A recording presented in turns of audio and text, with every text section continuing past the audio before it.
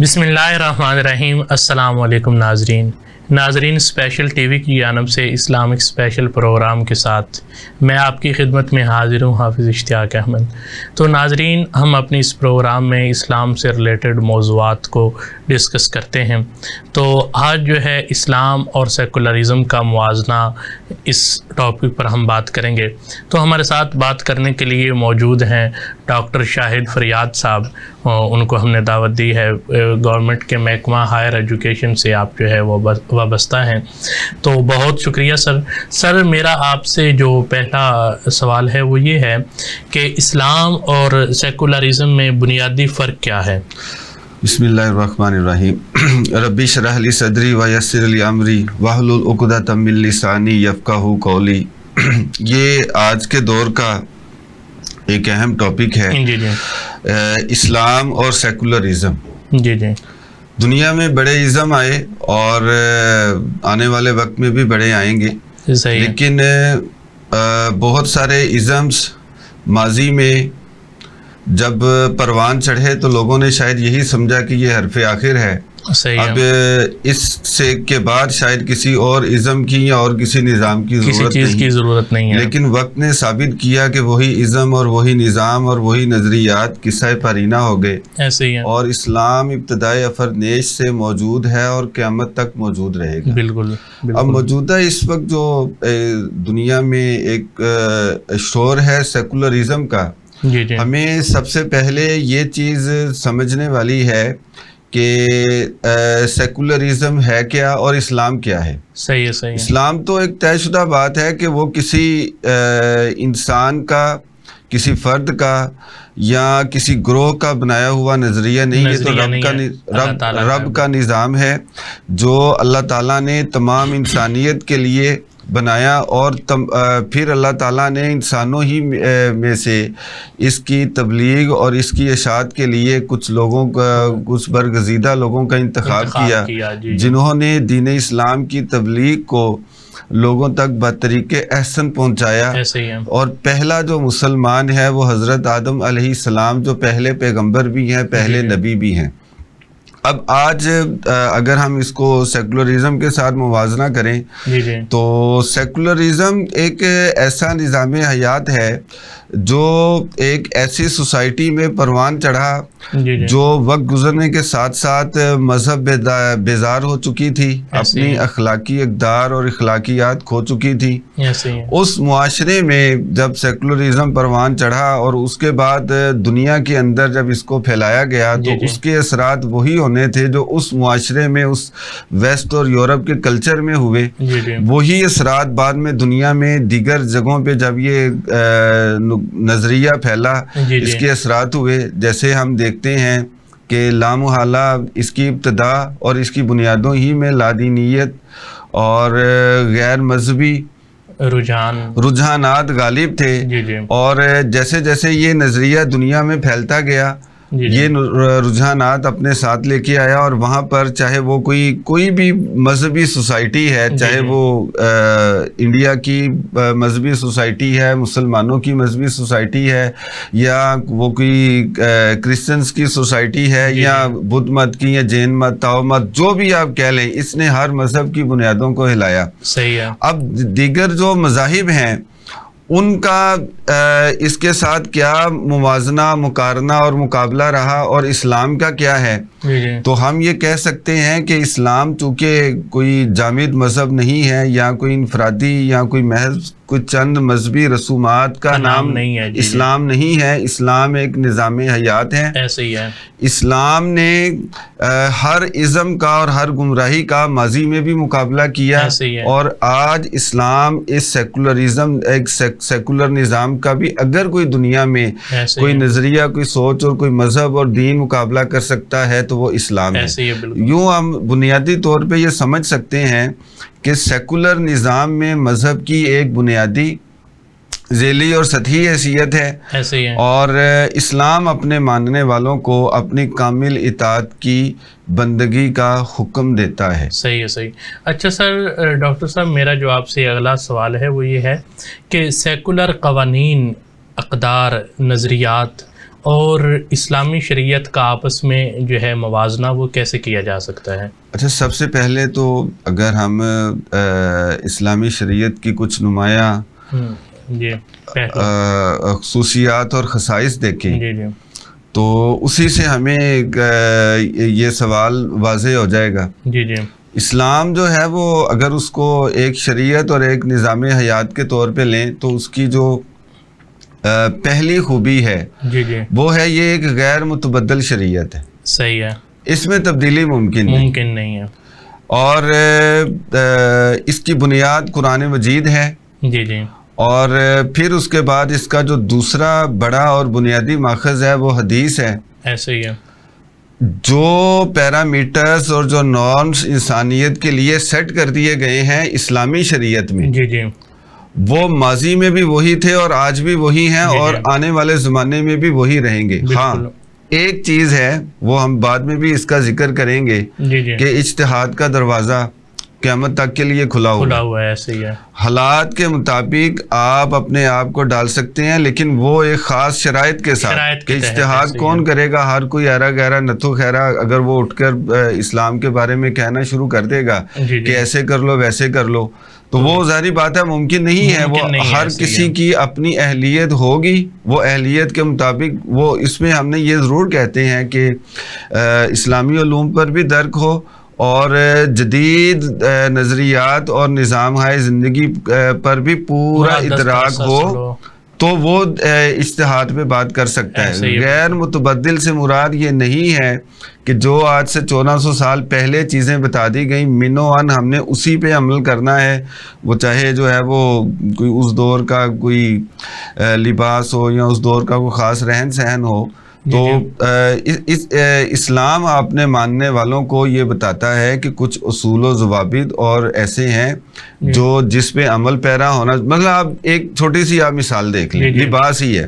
ایسے ہی لباس کے بارے میں اسلام نے یہ بتایا ہے، کچھ سطر حدود بتا دی ہیں، مرد کی یہ حدود ہیں، عورت کی یہ حدود ہیں۔ اب ان حدود کو ملحوظ خاطر رکھتے ہوئے مرد اور عورت جس طرح کا چاہیں لباس پہن لیں۔ ایسے ہی ہے، اب عورت جو ہے وہ اگر اسلام نے جو اس کو پردے کے احکامات دیے ہیں اس کے مطابق وہ جس طرح چاہے اپنا، مرد کو جو سطر کے احکامات دیے ہیں وہ اس کے مطابق اپنا عصری تقاضوں کے مطابق لباس پہن سکتا ہے۔ اس میں اسلام کی کوئی اچھا، اس میں جو شریعت اسلامیہ کی جو دوسری بڑی خوبی ہے وہ ہے یہ ایک اس شریعت کے اندر موضوعیت پائی جاتی ہے، اس کے اندر ایک عالمگیریت پائی جاتی ہے۔ اب یہ دونوں موضوعات ایک دوسرے کے ساتھ لنک کر رہے ہیں، لنک کرتے ہیں۔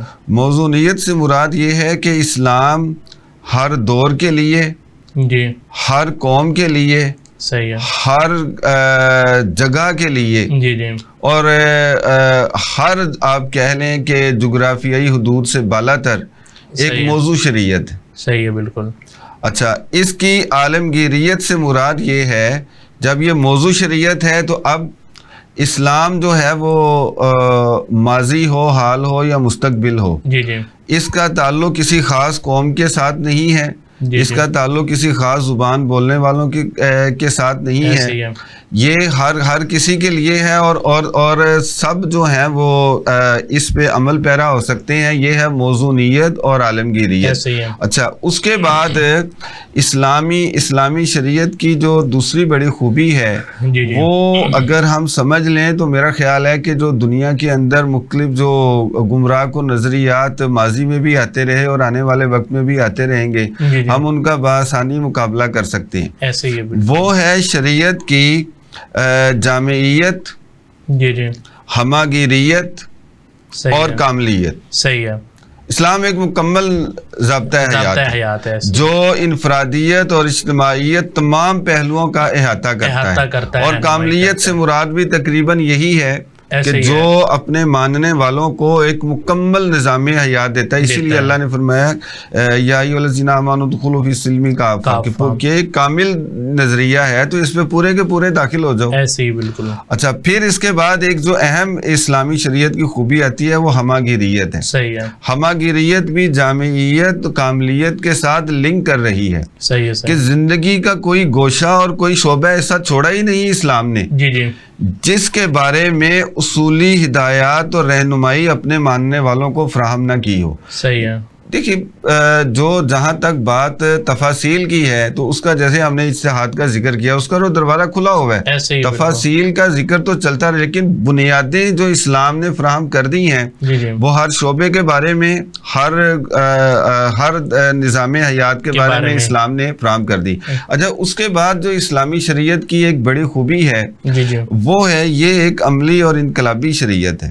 یہ کوئی جامد نہیں ہے، یہ کوئی خاص وقت میں ایک انقلاب آیا اور بعد اس کے بعد ختم اور بعد دنیا میں اس کی چند جو ہے وہ باقیات رہ گئی. جیسے ٹوائن بی نے جو 36 بڑی تہذیبوں کا ذکر کیا ہے جو دنیا میں ڈومیننٹ رہی تھی اور بعد میں وہ جب ختم ہوئی تو ان کے کچھ باقیات اور ان کے کچھ نشانات یا کچھ ان کے سطحی سے عقائد اور نظریات دنیا میں رہ گئے جیسے رومن اور پرشین امپائر کے ہم دیکھتے ہیں.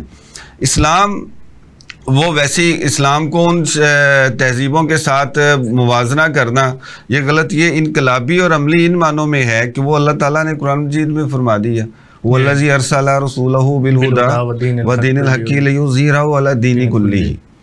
یہ ایک انقلابی شریعت ہے اور اسلام اپنے ماننے والوں کو کسی بھی صورت میں غلامی کے تحت زندگی بسر کرنے کی ہدایت بلکہ اپنے ماننے والوں کو اسلام حکم دیتا ہے کہ طاقت اور قوت اور زور پکڑو اور دنیا میں اپنے نظریات کو پھیلاؤ. کیونکہ جو نظریہ جو سوچ اور فکر جتنی بھی اچھی ہو اگر وہ کتابوں تک ہے یا تقریروں اور گفتگو کی حد تک ہے تو اس کے اثرات ایک جزوی اور انفرادی سطح پہ یا چند گروہوں کی سطح پر تو ہو سکتا ہے.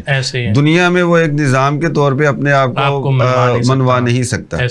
اچھا، پھر اس کے بعد اب ذرا ہم ادھر آ جائیں کہ جب شریعت اسلامیہ کی یہ ساری خوبیاں ہمارے سامنے ہیں تو پھر کیا وجہ ہے کہ اب ہم جو ہے وہ سیکولر نظام کی جب ہم بات کرتے ہیں کیا سیکولر نظام کیا اس شریعت کا متبادل ہو سکتا ہے؟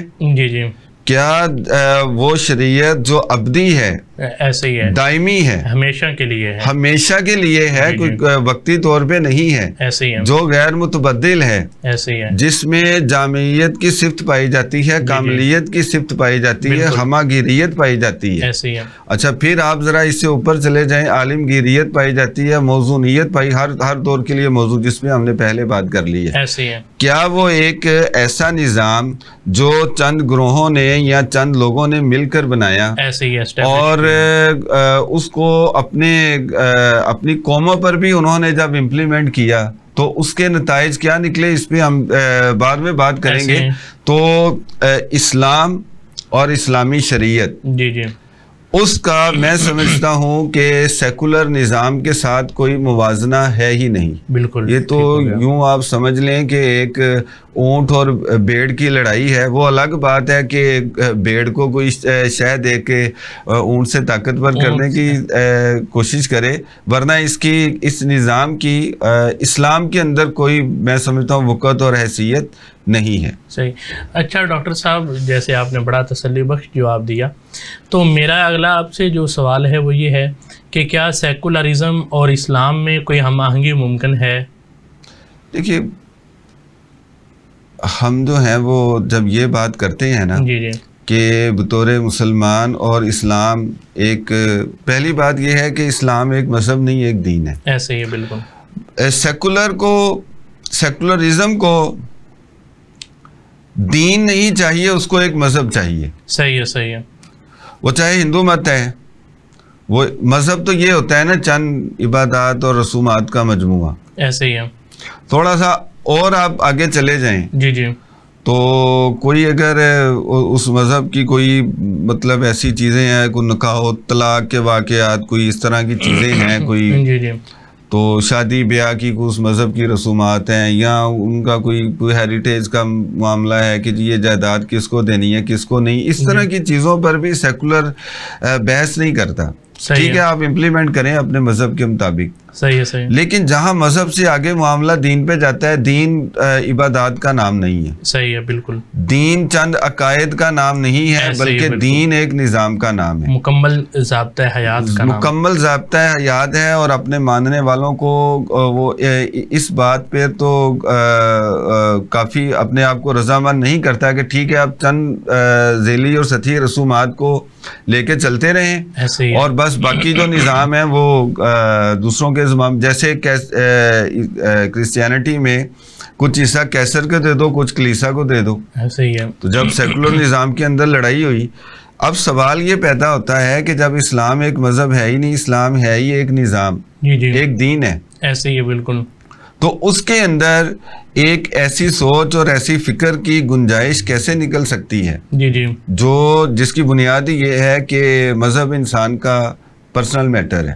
ایسے ہی بالکل. اسلام تو دیکھیں اپنے آپ کو مکمل طور پہ خود سپردگی کا نام ہے، کمپلیٹ سبمیشن. بالکل. یعنی آپ اپنے آپ کو جب آپ لا الہ الا اللہ محمد رسول اللہ کہتے ہیں تو اللہ کی وحدانیت اور رسول کی رسالت، یہ اس بات کا ہم اعلان کر رہے ہوتے ہیں کہ اب انفرادی کیا اجتماعی کیا ہر جگہ اللہ رسول کے احکامات چلیں گے. تو یہ فیصلہ اب ہم نے کرنا ہے. یا تو جو یہ کہتے ہیں کہ اسلام اور سیکولرزم ایک ہو سکتے ہیں، انہوں نے یا تو سیکولرزم کو صحیح طرح نہیں سمجھا یا وہ اسلام کو صحیح نہیں سمجھتے کی صحیح طرح آگہی اور پوری طرح شعور نہیں رکھتے، یا وہ اپنے مقاصد کے لیے اسلام کو استعمال کرنا چاہتے ہیں.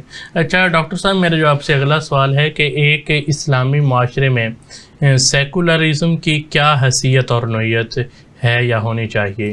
دیکھیے جہاں تک معاشرے کی بات ہوتی ہے اور معاشرے کی اگر ہم اکائیوں کی بات کریں تو کسی بھی قوم کا جب آپ نے معاشرہ دیکھنا ہے تو اس کے لیے ہمیں جو چند چیزیں دیکھنے کی ضرورت ہوتی ہے کہ وہاں کی جو اخلاقیات ہیں وہ کیسی ہیں، وہاں کا جو رہن سہن ہے، لوگوں کا برتاؤ کیسا ہے، وہاں کے جو لوگ ہیں وہ ان کا جو ایک معاشرے کا جز ہے خاندان، وہ ان کا خاندانی نظام کیسا ہے.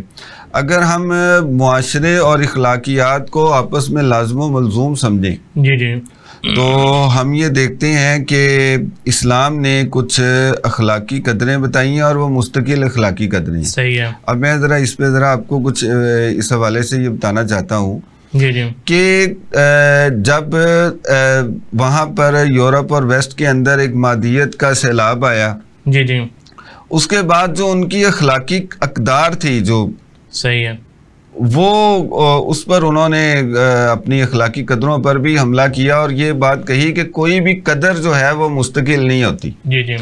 اب اس کے اثرات اور نتائج کیا نکلے؟ مثلاً آپ دیکھیں ہم ایک محاورہ سنتے ہیں honesty is the best policy. ایسے ہی بالکل کہ وہ یہ ایک پالیسی ہے اور پالیسی بدلتی بھی رہتی ہے، وہ کوئی مستقل چیز نہیں ہوتی. اگر آج آپ کو دیانتداری سے فائدہ پہنچ رہا ہے تو بڑی اچھی پالیسی ہے، اگر کل کو آپ کو بددیانتی سے فائدہ پہنچ رہا ہے تو آپ اس کو اپنا سکتے ہیں. اچھا دوسری چیز، اگر حیا اور پردہ یہ صرف مسلمانوں کا موضوع نہیں ہے، یہ پوری انسانیت کے لیے ایک اہم ٹاپک ہے.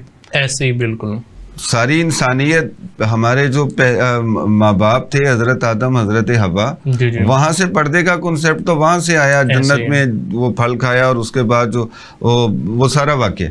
اب اگر وہ یہ کہتے ہیں کہ جی کوئی بھی اخلاقی قدر مستقل نہیں ہے، اب حیا بھی ایک اہم اخلاقی قدر ہے تو یہ بھی مستقل نہیں ہے. اگر آپ کو حیا سے فائدہ پہنچ رہا ہے تو ٹھیک ہے، اگر بے حیائی سے فائدہ پہنچ رہا ہے تو آپ بے حیائی کو اختیار کر سکتے ہیں، اور انہوں نے کیا اپنے معاشروں میں، اس کو کر کے دکھایا. ٹھیک ہے.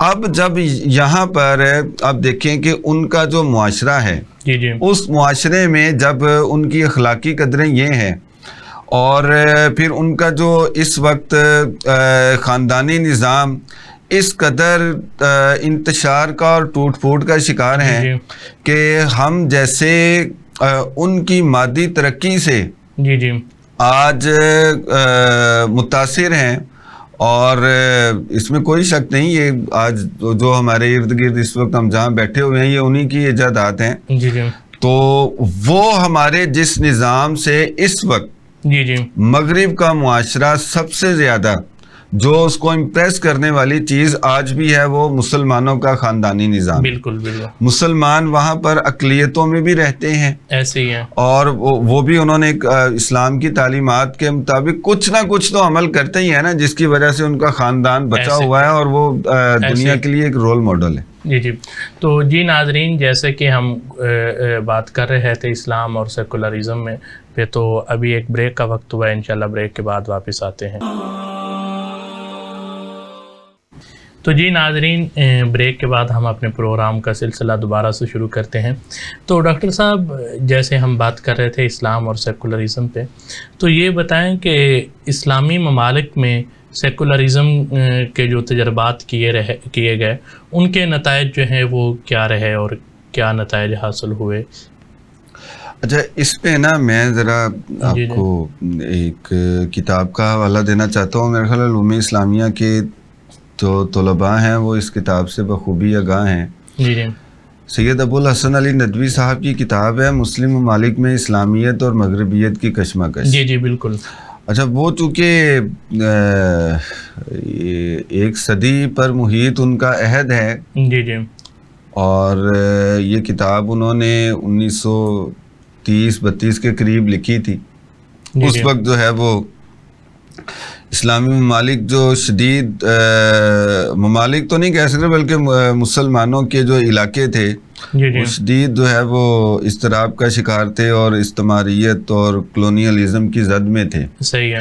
اچھا، اس میں انہوں نے ایک چیز لکھی تھی کہ ہمارے کچھ تو مسلم معاشرے ہیں، جی جی، اس میں انہوں نے ذرا ڈسکس کیا تھا ایشیائی مسلم کمیونٹیز کو، اسی طرح یورپ اور افریقہ کی۔ جی جی، یہی زیادہ مطلب براعظم امریکہ تو وہ اس انداز میں نہیں، یا براعظم آسٹریلیا یا ایک اور انٹارکٹیکا ہے شاید۔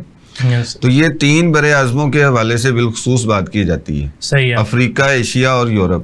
جی جی، اس میں کچھ تو وہ انہوں نے بتایا کہ جی قدامت پسندی کا شکار ہیں، صحیح ہے، اور سخت قدامت پسندی کا شکار ہے، جس میں انہوں نے نام لیا تھا کچھ عرب ممالک یا عرب خطوں کا۔ جی جی، اور اسی طرح انہوں نے بالخصوص افغانستان کا نام لیا تھا۔ صحیح ہے، کہ یہ اپنی جو ان کی معاشرتی اقدار ہیں ان میں اتنے سخت ہیں، بالکل جڑے ہوئے ہیں، اسی کو انہوں نے دین سمجھ لیا ہے، اور اس سے باہر جو ہے وہ ان کے نزدیک کو دین کا تصور ہی نہیں۔ اور یہی وجہ ہے کہ یہ جو ان کی ایک خاص سوچ ہے، ایک خاص ایک نظریہ ہے، صحیح ہے، وہ جدید دنیا کے ساتھ ان کو ساتھ لے کے نہیں چل رہے یا نہیں چل سکتے۔ یعنی انہوں نے ایک قدامت پسندی کا ایک عنصر تھا جس پہ انہوں نے بات کی تھی۔ عرب ملکوں پر بھی، عرب ملکوں میں اس وقت ابھی یہ خوشحالی نہیں آئی تھی، یہ اس طرح UAE اور سعودی عرب وغیرہ اس طرح کے جو ممالک ہیں۔ ہاں، البتہ مصر اور ترکی، صحیح ہے، یہ جب کتاب لکھی جا رہی تھی یہ ان میں چونکہ بڑی تبدیلیاں آ چکی تھی، خلافت صحیح ہے، ختم ہو چکی تھی، اور یہاں پر جو ہے وہ مصطفیٰ کمال پاشا کی حکومت، جو کہ ایک سیکولر اور لبرل، اس میں کوئی دو رائے نہیں ہے۔ پھر اس کے بعد مصر جو کہ دوہری تہری غلامیوں کا شکار رہا، صحیح ہے، جس میں فرانسیسی استعمار بھی آیا اور پھر برٹش بھی آئے، ایسے ہی بالکل، شاید اٹالین بھی وہاں پر آئے۔ تو یہ وہ سارے ان کا جو مکسچر تھا نا اس کلچر کا، اس کا نتیجہ یہ نکلا کہ ترکی اور مصر اس وقت قدامت پسندی سے نکل کر جدیدیت کی طرف جا رہے تھے۔ صحیح ہے۔ اب آج اگر ہم وہ تو ہو گیا ماضی، اور یہ ہمارا جو برصغیر پاک و ہند ہے، یہ چونکہ اس وقت 1930-35 کی بات ہے، میں انہی کی تحریروں کے پیرائی میں ہی آپ کو جواب دے رہا ہوں، کیونکہ برطانوی سامراج کے زیر سایہ تھا، اور ہمارا جو تعلیمی نظام ہے جی جی سب سے پہلے انہوں نے اس پر آ کر کاری ضرب لگائی، اور یہ بھی اس میں ہمیں دوسروں کو مورد الزام ٹھہرانے کی بجائے اپنے آپ کو سب سے پہلے اپنے گرے بانوں پہ جھانکنا چاہیے کہ جب ہمارا تعلیمی نظام 4 صدیوں سے جس ڈگر پہ اور جس نہج پہ چل رہا تھا جی جی وہ 3-4 صدیوں پہلے تو بہترین نظام تھا، ایسے ہی ہے. جب زمانے کے ساتھ ہم نے اپنے آپ کو تبدیل نہیں کیا تو وہی ہمارا نظام تعلیم جو ماضی میں بہترین تھا، لیکن اس وقت نے ثابت کیا کہ وہ زمانے کے ساتھ نہیں چل سکتا، تو بآسانی ایک ریت کی دیوار ثابت ہوا ہمارا نظام تعلیم، اور اس کو گرا دیا گیا. اور اس کے بعد ہم سیاسی لحاظ سے، صحیح ہے، معاشرتی لحاظ سے، تعلیمی لحاظ سے اور معاشرتی لحاظ سے یہ بر صغیر پاک و ہند کے مسلمان پوری طرح برطانوی سامراج کے غلام بن گئے. اب میں ذرا آپ کی یہ سوال کی طرف آنا چاہتا ہوں کہ آج ترکی میں سیکولرزم کے کیا نتائج نکلے؟ وہاں کے لوگوں نے قبول نہیں کیا، جتنا بھی انہوں نے زور لگایا عربی رسم الخط کو ختم کرنے کی کوشش کی گئی، اور اس کی وجہ ایک خاص جو ہے وہ ان کا جو عثمانی یا ترکی رسم الخط تھا وہ لے کے آئے، اور اس پہ انہوں نے اپنے اسلامی لٹریچر کو چھاپنے کی کوشش کی اور عربی سے لوگوں کو دور کرنے کی کوشش کی. لیکن ان کے جو لٹریچر تھا، ان کی جو کتابیں تھیں وہ لائبریریوں میں پڑھی کی پڑھی رہ گئی، اور آج بھی ترک قوم جو ہے وہ اس نے یہ ثابت کیا کہ اس کا جو ہے وہ اسلام اور پیغمبر اسلام کے ساتھ جیسے آج سے صدیوں پہلے تعلق تھا ویسے ہی ہے. اور مصر کے اندر آپ دیکھ لیں، مصر کے اندر ایک جو بہت بڑا ریئیکشن آیا لادینیت کے خلاف، وہاں پر جب اسلامی تحریکیں اور تنظیمیں اٹھی تو لوگوں کو ایک پلیٹ فارم ملا کہ ہم لادینیت کے خلاف ان کے ساتھ مل کے لڑ سکتے ہیں. تو اس کا آج نتیجہ ہمارے سامنے ہے کہ کس طرح باقاعدہ طور پر مطلب کسی ایک تحریک اور تنظیم کا نام لینے کی ضرورت نہیں ہے، سب جانتے ہیں کہ وہاں پر پھر ایک وقت آیا کہ وہ حکومت میں بھی آئے. وہ الگ بات ہے کہ موجودہ جو سیکولر نظام ہے جس پر ہم پہلے بھی بات کریں، ایک ہم پروگرام بھی کر چکے ہیں اس پر پہلے بھی، اور آج بھی ہمارا اسی ٹاپک پہ پروگرام چل رہا ہے. تو مصر میں جیسے ڈاکٹر مرسی کی حکومت کو گرایا گیا، یہ اس بات کا اندیا ہے کہ آپ اگر اپنی سوچ اور فکر کو ریاستی سطح پر لے کے آئیں گے تو سیکولر نظام اس کو قبول نہیں کرے گا، اور سیکولر نظام اس کی مزاحمت کرے گا، اس میں رکاوٹیں کھڑی کرے گا، اور جب اسے وہ بہتر سمجھے گا وہ ایسا نظام اور ایسی سوچ اور ایسی فکر جو ایک ملک میں سیاسی قوت پکڑ لے گی اس کو گرانے میں کوئی تعامل نہیں کرے گا. تو یہ اب آپ دیکھ لیں کہ مسلم ممالک میں اسلامیت اور سیکولرزم کی جو کشمکش ہے، صحیح ہے، اس میں اب ایک نیا موڑ یہ آیا ہے کہ جن ملکوں میں سیکولرزم پوری طرح آج سے صدی پہلے ہمیں نظر آ رہی تھی، آج وہاں پر ریئیکشن آیا ہے. اور وہ عرب ریاستیں اور عرب ممالک جہاں پر کبھی جو ہے وہ پسماندگی تھی، تو وقت گزرنے کے ساتھ ساتھ آج ہم دیکھ رہے ہیں کہ وہ اگر ترقی یافتہ ہوئے معاشی لحاظ سے تو وہ اب آہستہ آہستہ سیکولرزم کی طرف ان کا ایک سفر جو ہے وہ شروع ہو چکا ہے. اور حکومتی سطح پر کچھ ایسے کلچرل کہہ لیں، ایونٹس کہہ لیں، یا میوزک وغیرہ کے جو کنسرن وہاں ہو رہے ہیں، وہ اس بات کا اعلان ہے کہ اب ان کی جو حکومتیں ہیں وہ ان کے کیا پس پردہ محرکات ہیں. لیکن بہرحال وہ اس وقت سیکولرزم اور لبرلزم کی طرف ان کا سفر ہے، اور یقیناً جو ایک وہاں کی مسلم کمیونٹی ہے اس کا رد عمل آ جائے، 20 سال بعد آئے، 30 سال بعد آئے، صدی بعد آئے، رد عمل اس کا آنا ضرور ہے جیسے ماضی میں آتا رہا. ایسے ہی بالکل. اچھا، تو ڈاکٹر صاحب یہ بتائیے گا کہ ایک سیکولر نظام میں جو ہے تعلیم کی کیا اہمیت ہے، تعلیم کو کس طرح دیکھا جاتا ہے؟ دیکھیے، دنیا میں کوئی بھی قوم اور ملک ہے، اس کے جو 4 بڑے نظام ہیں جی جی ان سے کوئی بھی قوم لا تعلق نہیں ہو سکتی. ایسے ہی سمجھ لیں اس قوم کے ہر قوم کے پلر ہوتے ہیں, ستون ہوتے ہیں. ایسے ہی ایک اس کا سیاسی ڈھانچہ, صحیح ہے, ایک اس کا معاشرتی نظام, ایک اس کا معاشی نظام اور تعلیمی نظام. جی جی. بر صغیر پاک و ہند میں بھی جب یہاں برٹش آئے, جی جی, تو اس وقت بھی وہ اس چیز کو بخوبی سمجھتے تھے. صحیح ہے کہ اس قوم کی جس کو ہم اس وقت جو ہے وہ آکوپائڈ کرنے جا رہے ہیں, جی جی, ان کا ایک شاندار ماضی ہے.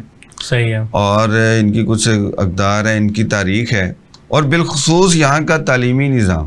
صحیح ہے. نو ڈاؤٹ کہ اس میں کوئی شک نہیں کہ اس وقت کا بر صغیر کا جو تعلیمی نظام تھا, جی جی, وہ دنیا کا ایک بہترین تعلیمی نظام ان معنوں میں ہم کہہ سکتے ہیں کہ یہاں پر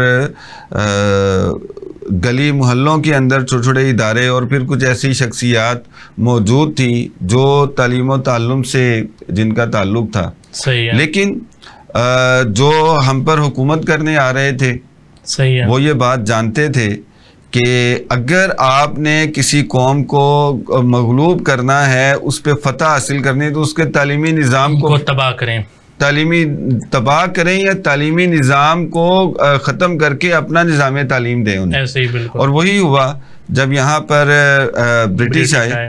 انہوں نے آ کر سب سے پہلے ذریعہ تعلیم یہاں کا جو کہ فارسی تھا اس کو ختم کیا, اس کی جگہ ذریعہ تعلیم انگریزی کیا. ایسے ہی ہے. تاکہ جو جدید نظام تعلیم سے جو لوگ یہاں سے اس بٹی سے جب وہ گزر کے جائیں گے تو وہ اتنے کندن ہو چکے ہوں گے کہ وہ بظاہر تو مسلمان ہوں گے, لیکن در حقیقت وہ ہمارے ہی نظام میں پوری طرح جو ہے وہ سیٹ ہونے کے قابل ہوں گے.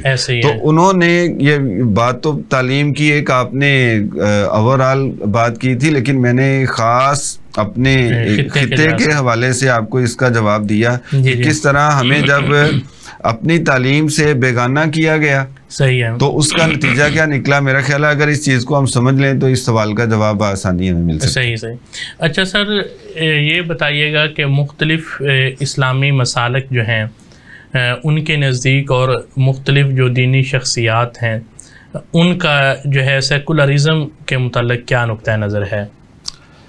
دیکھیے, انفارچونیٹلی جی جی, ہم جو ہیں وہ ہماری اجتماعیت کا شیرازہ جی جی, بکھر چکا ہے. صحیح ہے. ماضی میں بھی فرقہ واریت تھی. صحیح, بالکل. لیکن آج کے دور میں آپ کہہ لیں کہ فرقوں کے اندر فرقے, مسالک کے اندر مسالک. ایسے ہی, بالکل. اب جب ایک اسلامی سوچ رکھنے والے لوگ صحیح ہے کسی ایک ایجنڈے پر اکٹھے ہی نہیں ہوتے, ایسے ہی ہے, اور نہ ابھی کوئی مستقبل قریب میں کوئی اکٹھے ہونے کا امکان موجود ہے, ایسے ہی ہے. تو اب سیکولر جو ایک مضبوط نظام ہے اس کے خلاف انہوں نے مزاحمت, پھر ان کی کوئی سمجھ لیں کہ کوئی بارآور یا کوئی خاص کوئی مثبت نتائج سامنے آنے والے نظر نہیں آ رہے. صحیح ہے.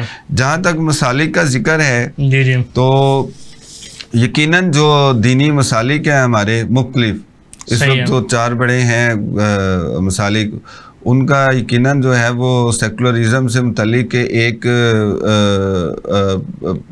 اینٹی سیکولرزم اپروچ ہے ضرور ان کی. صحیح ہے, صحیح ہے. لیکن چونکہ ان میں اکٹھ نہیں ہے, ان میں اجتماعیت نہیں ہے, صحیح ہے, کسی بھی لحاظ سے نہیں. آپ صرف ایک چھوٹی سی آپ مثال ہی سامنے رکھ لیں. صحیح ہے. کہ سیاسی جو مختلف جماعتیں ہیں پاکستان میں, میرا خیال ہے کہ 300 کے قریب سیاسی جماعتیں ہیں. ایسے ہی ہیں. ان میں 100+ تو دینی جماعتیں ہیں.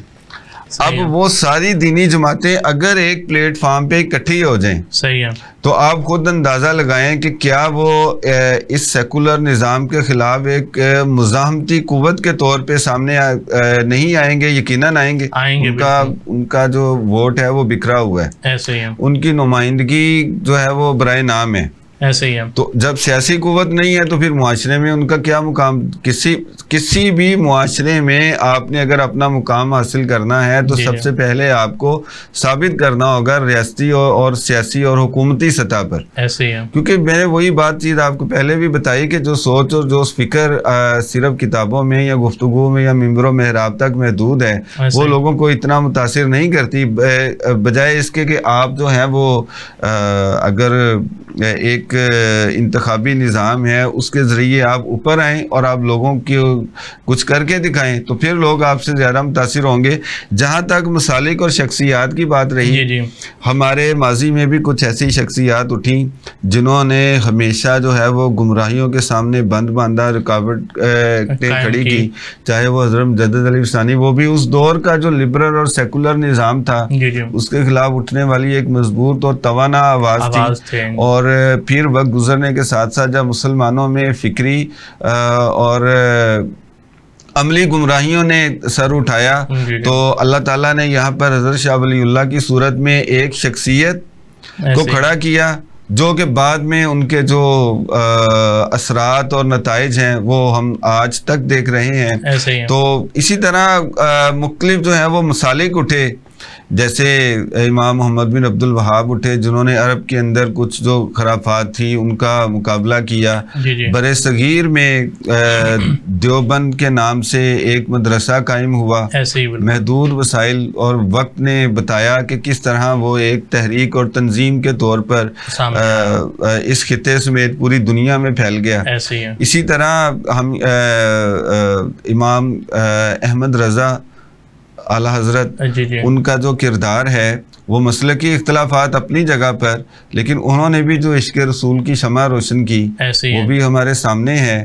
اور اس میں ہم اپنے جو ہمارے اہل تشیع ہیں انہوں نے بھی اپنا ایک بالخصوص اردو زبان و ادب میں ان کا ایک کردار ہے, اور ان کا بھی ایک آج بالخصوص ایران جس طرح اس نے ایک سٹینڈ لیا ہے ایسے ہی ہے. تو اگر یہ تمام مسالک اور ان کی شخصیات آج اکٹھی ہو جائیں تو میں سمجھتا ہوں کہ ہم اپنا جو ایک اسلامی طرز حیات ہے اس کو اپنانے میں ہمارے لیے آسانی ہوگی. نہیں تو یہ مسالک اور یہ شخصیات اپنی دوڑتے رہیں گے, اور یہ جو ان کا بٹ جانا ہے مذہبی اور سیاسی مذہبی اور دینی جماعتوں کا, یہی در حقیقت سیکولر نظام کے لیے آپ سمجھ لیں کہ ایک نعمت غیر مترکبہ ہے. ایسے ہی کہ وہ آپ اس نظام کے خلاف جب اکٹھے ہی نہیں ہوتے تو اس نظام کو نہ پھر کوئی خطرہ نہیں. ایسے بالکل. اچھا, تو ڈاکٹر صاحب ماشاءاللہ آپ نے بڑی جامع گفتگو کی, تو آخر میں ہمارے ناظرین کے لیے کوئی پیغام جو آپ ریکارڈ کروانا چاہیں؟ جی, اس پہ میں اپنے ناظرین کو, اپنے سننے والوں کو یہی کہوں گا کہ الحمدللہ ہماری یہ خوش قسمتی ہے کہ ہم مسلمان ہیں, اور اللہ تعالیٰ نے ہمیں ایک قرآن مجید کی صورت میں ایک نعمت سے نوازا, رسول رحمت صلی اللہ علیہ وسلم کی ذات گرامی سے نوازا, اور آپ کے صحاب کا اسوہ ہمارے سامنے ہے. زندگی میں کوئی بھی جو ہے وہ وقت آ جائے, دور آ جائے, قرآن و سنت ابدی ہے, دائمی ہے, غیر متبدل ہے, اس میں نہ کوئی تبدیلی آئی ہے نہ آنی ہے. یہ ازم آتے ہیں, آتے رہیں گے, آتے جاتے رہیں گے. ان کو اگر ہم نے وقتی طور پر ان سے متاثر ہو کر اگر ہم نے اپنی بنیادوں کو چھوڑ دیا, اپنے عقائد اور اپنے نظریات کو چھوڑ دیا, تو اس کا نتیجہ پھر وہی ہوگا جو آج ہمارے سامنے ہے. دنیا میں بھی ہم ذلیل و رسوا ہو رہے ہیں, اور آخرت میں بھی ہمارا کیا انجام ہونے والا ہے وہ اس سے بھی ہم نابلد نہیں ہیں. تو ہمیں سیکھنا چاہیے ان قوموں سے. اگر ہم نے سیکھنا ہے تو ہمیں اس معاملے میں یہودیوں سے سیکھنا ہے کہ کس طرح ہزاروں سالوں سے وہ اپنی بنیادوں سے جڑے ہوئے ہیں. جی. تو کیا ہم مسلمان اپنی بنیادوں سے نہیں، اپنی اقدار اور اپنی روایات جو ہماری ماضی میں بھی شاندار روایات تھی اور آج بھی ہم اگر ان پر عمل پیرا ہوں تو آج پھر سے ہم جو اقبال نے کہا تھا کہ اپنی ملت پر قیاس اقوام مغرب پہ نہ کر، خاص ہے ترکیب میں قوم رسول ہاشمی. شکریہ. تو جی ناظرین، ہمارے پروگرام کا وقت جو ہے وہ ختم ہوا ہے. تو آج ہمارے ساتھ موجود تھے ڈاکٹر شاہد فریاد صاحب، بہت شکریہ یہ ہماری دعوت پر تشریف لائے. تو ناظرین، اپنے میزبان کو اجازت دیجیے. اللہ حافظ.